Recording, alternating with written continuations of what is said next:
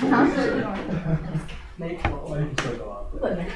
Yeah. I went on my Sunday clothes one day. Alrighty, I am Ryan Smith, and I have a small 36-second clip for you. I Okay. think it's 30 seconds. But do you want to set it up at all? Like, what are we looking for here, Ryan? We'll see. Fair enough. When you come down to Ponyville, there'll be one thing waiting for you. There's plenty of ponying around, flying fun and real excitement, with an adventure for every kind of pony. There's impressive ponies, quirky ponies, punchy ponies, pretty ponies, peaceful ponies, and powerful ponies, every kind of pony. Come on, every pony, don't miss our brand new show, My Little Pony. Starts this Monday at 3 p.m. We're gonna see. Sounds like an acid trip. Okay. Alright, now that is called My Little Pony Friendship is Magic. It's a beautiful show. Bye, Ryan. Okay. Alright, now the target audience is intended for, children who are probably generally at home during the day, who probably aren't at school yet. So probably, my 6-year-old sister watches it. And then there's also an unintended audience, but I'll get to that in a little bit. Alright, as you can see, there was lots of colors, there was lots going on. There was like a little My Little Pony theme song, My Little Pony. You also get the sense of the show itself by like all the small little real-time, well not like real-time, but like actual clips from the show. You get to see, how much fun they're having, how much, all the adventure they're having, woo! And then Pinkie Pie is that pink little pony, and she's the icon of fun in that whole series. And I think that was really just there to really just draw in the kids to, we're having a great time, there's a party going on all the time, it's fun, just come watch it, and this little thing, it's always a party, come watch and have fun. Yeah, and then the voiceover is like it was a woman talking, she was like, sounded like a mother, we're doing this is going on, there's fun things going on. And it was just, it makes you want to watch the show because it's a nice woman telling you, I have a show for you. And really, parents really have the final say or generally have the final say in saying which shows their children watch, generally. So from that clip, you can tell that it's going to keep a kid entertained. Kids love, bright, flashy colors. It's going to keep them entertained. My mom puts on the show for my little brother Andrew, who's 3 years old, and just sits there all day, just watching My Little Pony. She can just go on and do her homework while he's entertained. And then, there is value in it. All these little kid shows have these, life lessons that they learn after each thing.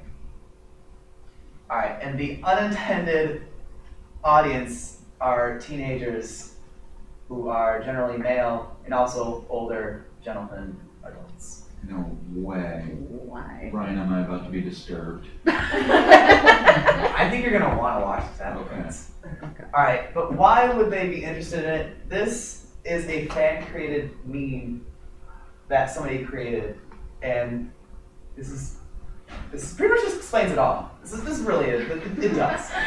Based on the fact that ponies are awesome, I rest my case. Right. All right. The reason why they probably would have watched it to begin with is they have a small sibling that they had to babysit or something, and this happened to be on, so they I have to watch shows with my little siblings all the time. Oh man, okay, yeah, keep going. They end up having to watch the whole episode because they get sucked into it. They have to watch it with their small sibling, and they end up watching it. And you kind of almost get a feel for a secret society or cult in it because they, like, come on over, every pony. They have a secret language. Like, bro hoof is something that came up with where two dudes fist pound. Bro hoof. Yep. And probably like the more deeper meaning is, there's so many different kinds of ponies in this, and they're all being accepted by one another. Teenagers want to be accepted, and maybe this is just their embodiment. There's so many ponies.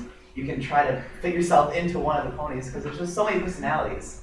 There's the fun one, there's the fashionable one. I mean, here's all the well, not all of them. They're missing Rarity, but I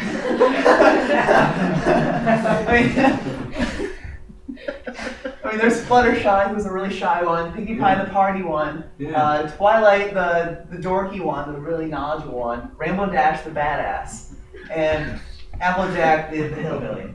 Oh my. There's also Rarity, the super.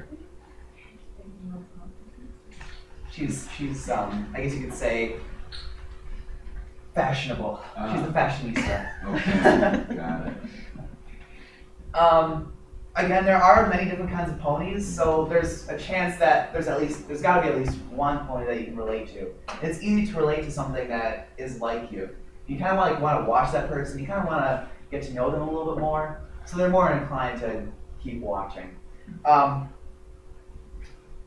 mean, come on, this is pretty badass. She's taking on a freaking, I forgot what this is called. A manticore, that's what it's called. I mean, that's about to rip her face off. Can you say that's not badass? So, I mean, there's a sense of danger. I mean, she's taking on a dragon. I mean, dragon. Yeah. I mean, there's dangers in adventure, and it's kind of like, and then each character has a flaw. There was a huge internet war about this character. His name is Derpy Hoops. I think it was also named Ditsy Doo. There's a huge thing going on with this character because of her eyes. Parents thought that they were making fun of retards. Oh, yeah. Yes. We call them, we don't call them that. You mentioned mentally challenged. Developmentally disabled. Okay. Anyways, so there was a huge uproar about this. The educational term would be cognitively impaired, but I don't know what. But every character has a flaw, and it makes you kind of like love them. They're not perfect. They're not like all holy beings that can never do wrong. They get into fights all the time, and they fix it in the end. Happy lesson learned. Mm-hmm. I mean, everyone has problems. Yeah. Again, there is a lot happening in this video, and kind of like what just happened. We're probably inclined to do a little bit of research, and I actually typed in My Little Pony: Friendship is Magic, and this is one of the pictures that was in the selection in the top 10 pictures that was there. And I think this is a great message because it's beautiful. It pretty much tells you what's going on. The show teaches you to just love and tolerate everybody until they're sick of it. All right, this is my little flow chart that I made.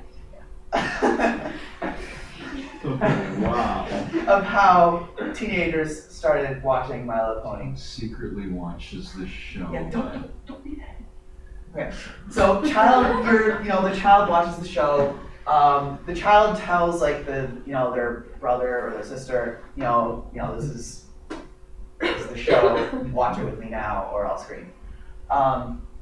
And then they watch the whole episode. They're like, this is weird. I kind of want to keep watching. So like they watch it in secret, and they keep watching it, and then they realize that it's freaking awesome. And then they realize that this is pretty sweet. I can get into this.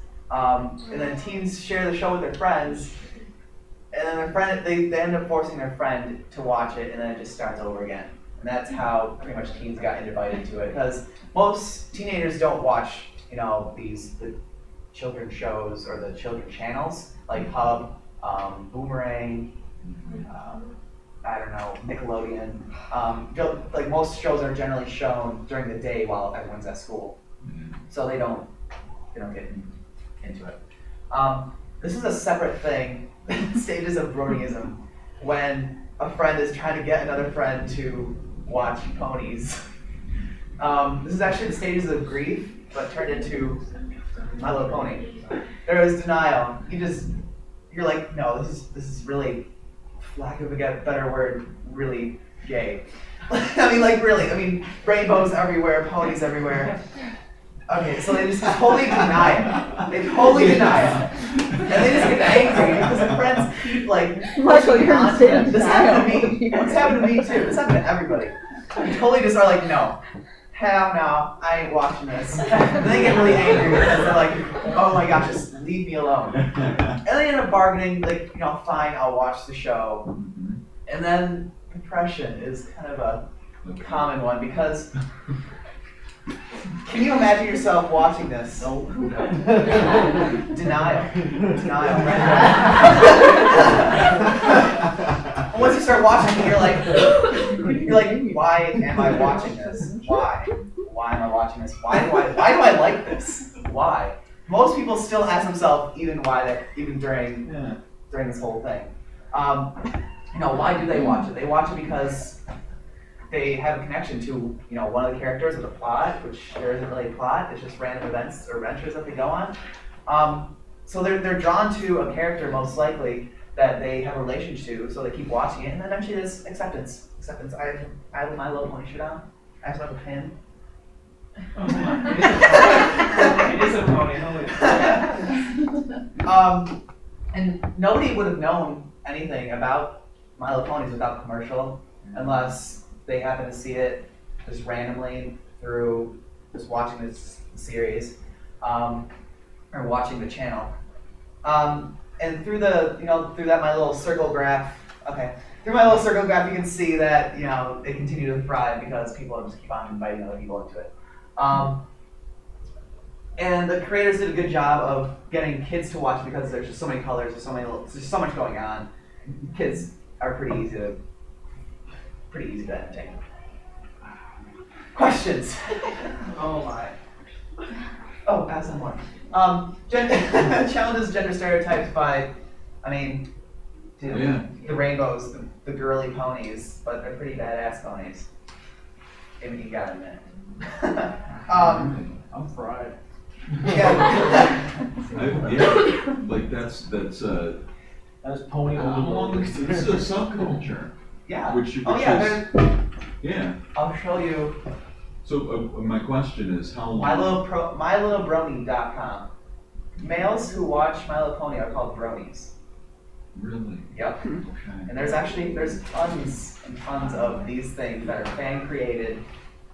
It's created like a whole new kind of society, I guess it'd probably be the best way to say it. I'm interested because this is the new nature of being a fan. I mean, people are it really has into this. Yeah. There's this one guy named Dusty. He's a very famous brony, and he's this motorcyclist. He's very hardcore metal. Yeah. And he watches My Little Pony. And he's a big, not big dude, but he's pretty muscular. He's got a huge mustache. So not the typical My Little Pony. It's just challenging gender stereotypes. You know, I see what you're showing me. This is good stuff. I think we do have to move on. Excellent.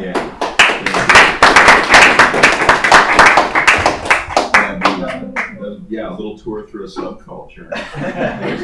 That was neat. Let's take a break now. Come back for